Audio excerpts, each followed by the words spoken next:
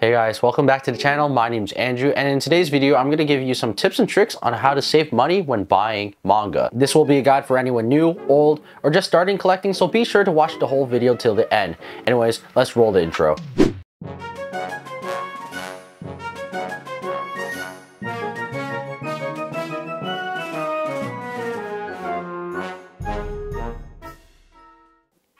Alright, before we get into the video, be sure to hit that subscribe button down below. It really helps. We're trying to get to 1,000 subscribers by the end of this year. And also be sure to hit that like button down below and turn post notifications on if you want to see my future posts.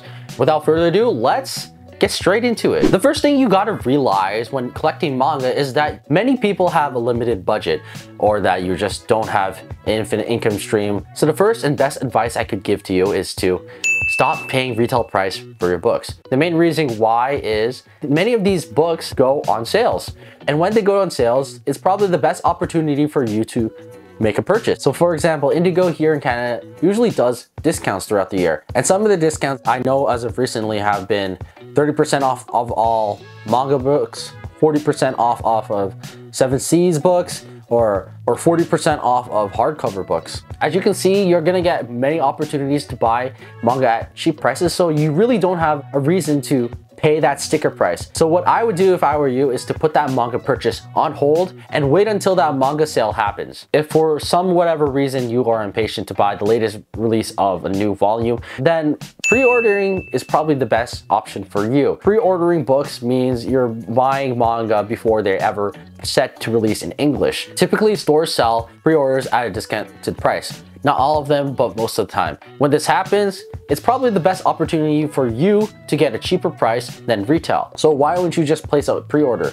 When pre-ordering, you're still supporting the manga industry and you're still supporting the series itself. So if you want to buy retail, it's probably the best way for you to support the creators. Next off, we have memberships. If you haven't signed up for a membership at your local bookstore, then you should do it right now. Some of my local comic book shops or Indigo offer memberships, which typically costs around $10 to $20 or so. And those memberships usually come with perks. The one chain on top of my head would be Indigo, and they offer 10% off when you purchase their Plum Plus membership. There's also other perks like member exclusive discounts or even free shipping, which is probably one of my favorite because I don't want to leave my house.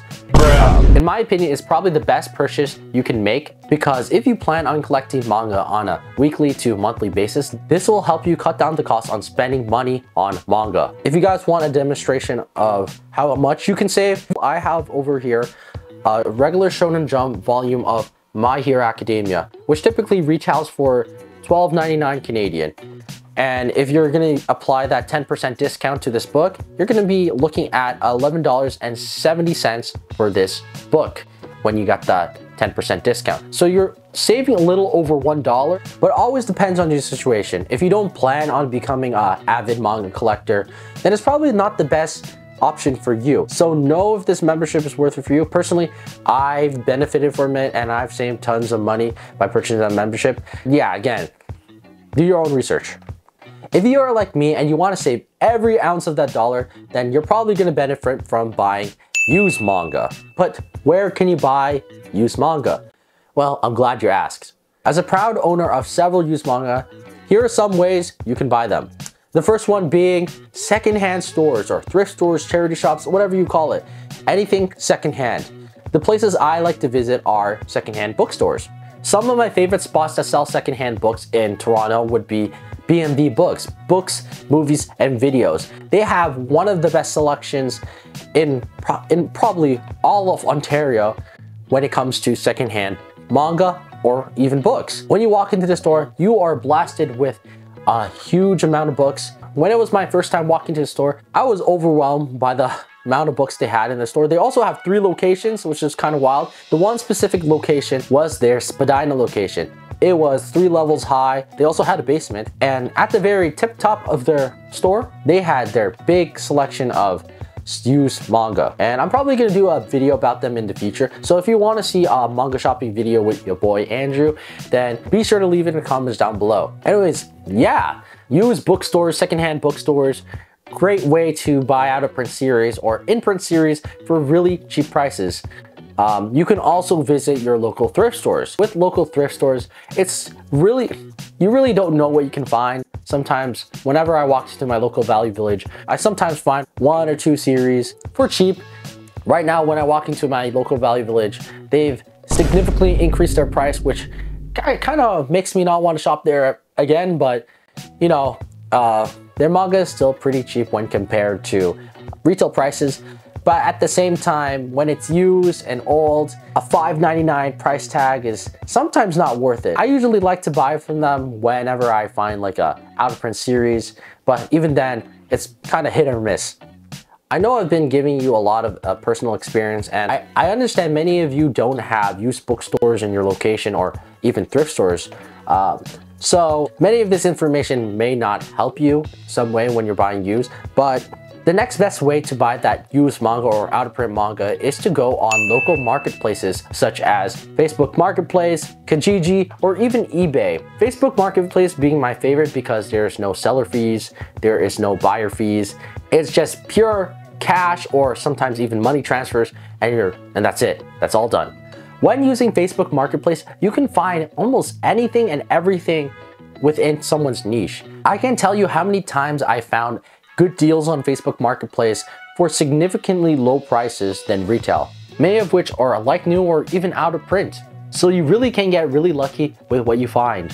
I know there's other marketplaces in the US like Depop, Mercari, OfferUp, but here in Canada we also have another marketplace like Kijiji. It's another secondhand marketplace, and it's another good alternative than using Facebook Marketplace. The thing that most of you have to understand is that in order to get that low cheap prices that you want, I'm talking about that dollar manga or like under $5 manga, let's just say, is that you gotta negotiate to get to that price. I know a lot of people don't negotiate or don't know how to negotiate or just typically are just afraid to do it for some reason. But what I've found is that many, if not half the amount of people, are willing to go down a couple bucks, if not hundreds. Here's a little tip from me to you.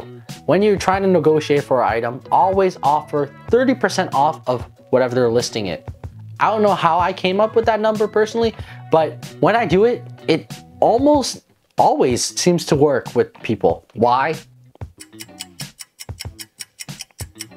I don't know, but the lesson you should learn from this is that you can almost always get it down. This also applies to some thrift stores when they overprice their stuff, but with Facebook Marketplace, you can get the price down significantly. So negotiate, negotiate, negotiate. And also, be sure to leave down your best finds or best deals you ever found through Facebook Marketplace or thrift store down below. I want to know.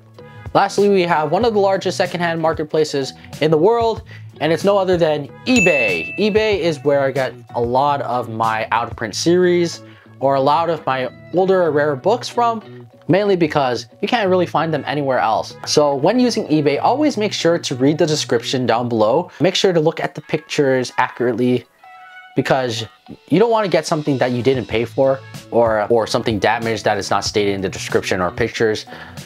You want to get what you paid for, basically. And with a website like eBay, you always have to stay vigilant and be aware of scammers. This also applies to other platforms, but eBay specifically, there's no remorse sometimes.